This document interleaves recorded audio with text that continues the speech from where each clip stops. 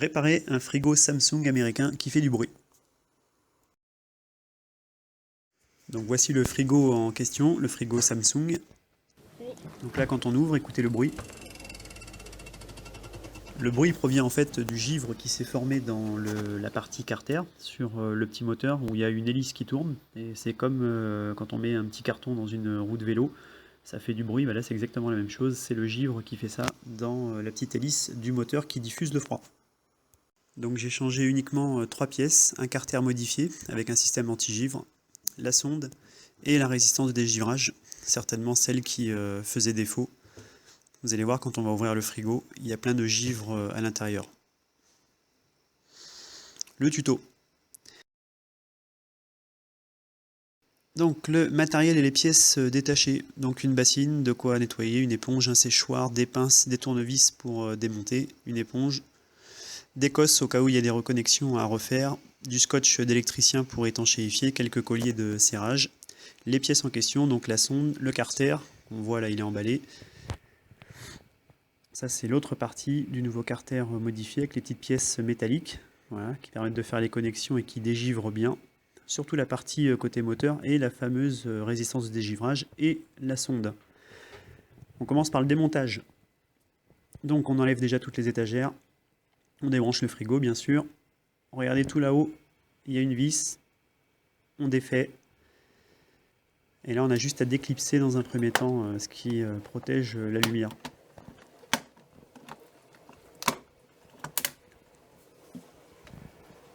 Voilà, donc là vous allez voir à l'intérieur il y a 3 vis, une en haut, une au milieu, une en bas. Vous avez juste à dévisser les 3.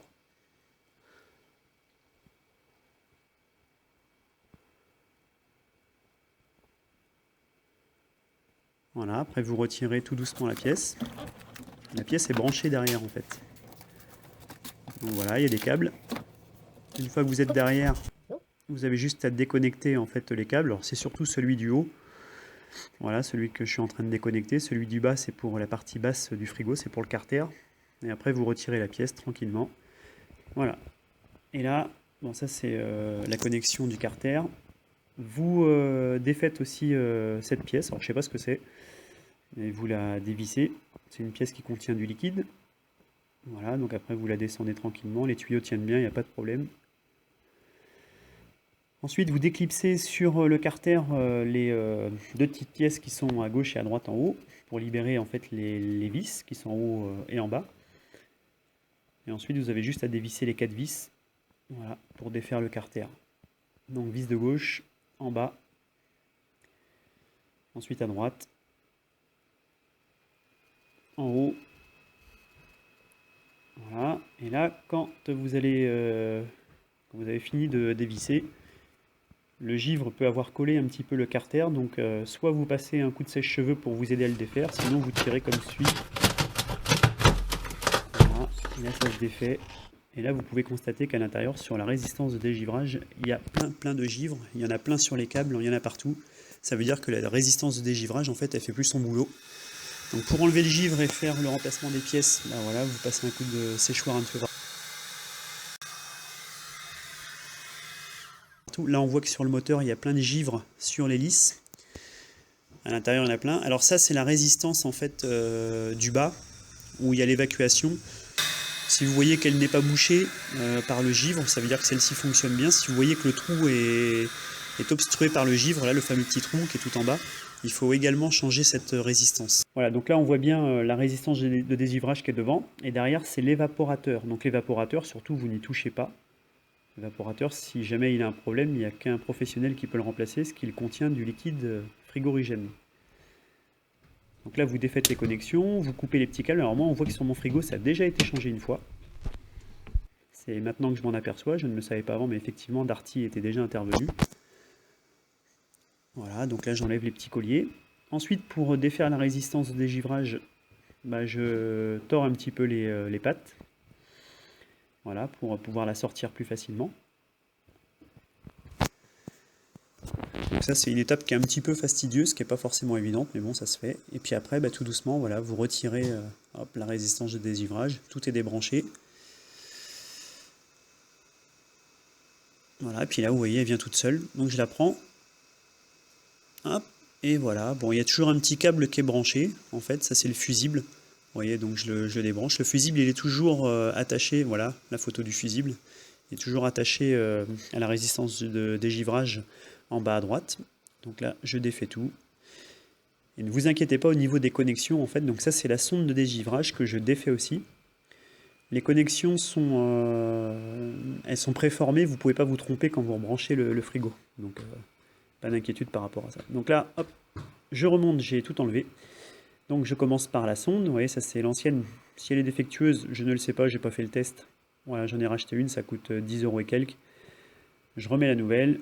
Ça, c'est le petit truc qui me permet de le raccrocher. Sur la partie gauche, généralement, c'est là où on le remonte. Voilà, la sonde, on la met de ce côté-là. Voilà, bon, le fil, après, je le mets comme ça pour l'instant. Alors, vient l'étape, en fait, je remets la résistance de dégivrage dans les petits emplacements métalliques, en fait, que j'ai écartés. Alors, c'est pas une opération forcément très évidente. Faites attention aussi aux parties de l'évaporateur, parce que ça peut couper. C'est assez fin, donc voilà. Et une fois que ma résistance est bien repositionnée, bon, bah là, je remets les petites pattes métalliques pour que ça tienne. Voilà, mon évaporateur, mon fusible, je le repositionne à droite, puis je le serre avec un petit collier à sertir. Voilà, enfin d'ailleurs j'en mets deux sur ce fusible. Vous voyez. J'en mets un deuxième.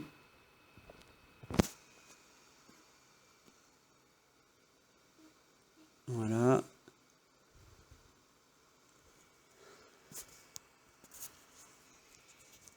Donc j'en mets un à gauche pour attacher le tout, un petit collier pour sertir. Voilà, pour être sûr que ça tienne bien. Ensuite, bon, bah, je passe mes fils à de la sonde pour pas qu'ils passent un petit peu partout. Mais bon, après, ça, c'est pas bien méchant, vous faites comme vous voulez. Voilà, puis après, je vais la rebrancher.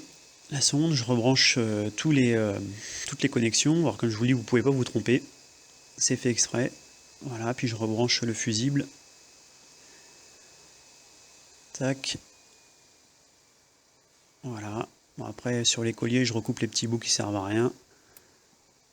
Voilà, comme ça c'est bien propre. Je remets la petite pièce qui est fournie justement avec le carter modifié. C'est pour ça qu'il faut bien acheter un carter modifié. Parce que vous voyez, c'est celle qui va toucher en fait au carter de dégivrage. Et grâce à cette pièce-là, il y a une partie métallique en fait à l'intérieur du carter de dégivrage qui est juste à côté du moteur, qui permet au givre de ne pas se former parce que le métal en fait transfère la chaleur. Et donc il n'y a plus de problème de givre qui se forme dans le petit moteur, donc il n'y a plus de bruit. Et vous n'avez plus de problème de diffusion de froid en fait dans le frigo. Parce que pour rappel, en fait, l'évaporateur, c'est lui qui produit le froid, l'évaporateur.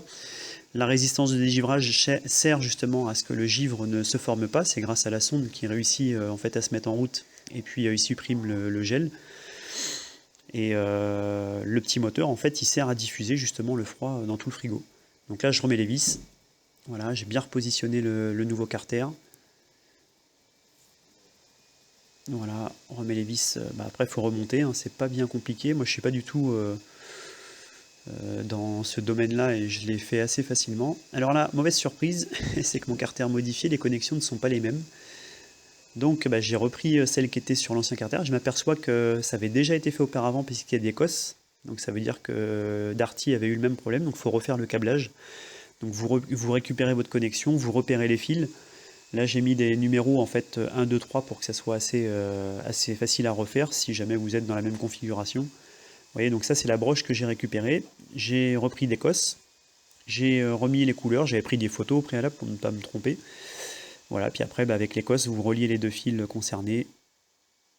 Voilà, à chaque fois, il y en a 3 à faire comme ça. Voilà, vous serrez bien. Vous faites le deuxième fil. Mettez la cosse. Voilà, on serre aussi très très fort pour pas que ça bouge. Idem pour le troisième.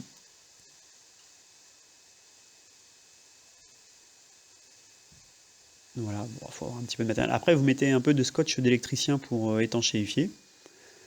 Voilà, moi j'ai remis du rouge à la fin pour finir, parce que mon verre il était pas bien. Je mets ça derrière. J'ai rebranché. Je refixe la pièce en bas, bon voilà, vous remettez les deux vis.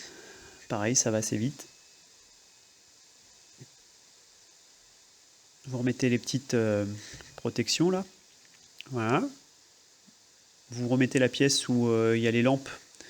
Et puis la pièce bleue là au milieu, je sais pas ce que c'est d'ailleurs. Voilà, donc il faut rebrancher derrière. Vous la reclipsez d'abord par le bas, ensuite par le haut. Voilà, vous remettez les vis. Alors moi en fait j'en ai que deux vis, une en haut, une en bas. Quand Darty a réparé, je pense qu'ils ont perdu une vis et ils ne l'ont jamais remise. Je fais un test, j'ai allumé, voilà, tout fonctionne, le frigo s'allume bien. Ça clignote pas en fait sur le petit écran au niveau de la température, donc ça veut dire que tout va bien. Et après, il ne reste plus qu'à voir, remettre la vis là-haut bien sûr, il ne reste plus qu'à voir en fait comment réagit la température. Donc vous vérifiez. Moi ça démarrait avec des températures élevées parce qu'il faisait chaud. Donc on était à 20 degrés au début, partie frigo, c'est descendu à 8 progressivement, ensuite à 5, on le règle à 5. La partie congèle, elle n'était pas touchée, elle fonctionne bien. Donc voilà, si ça vous a plu, si ça a été assez clair, surtout n'hésitez pas à liker, et à bientôt, merci.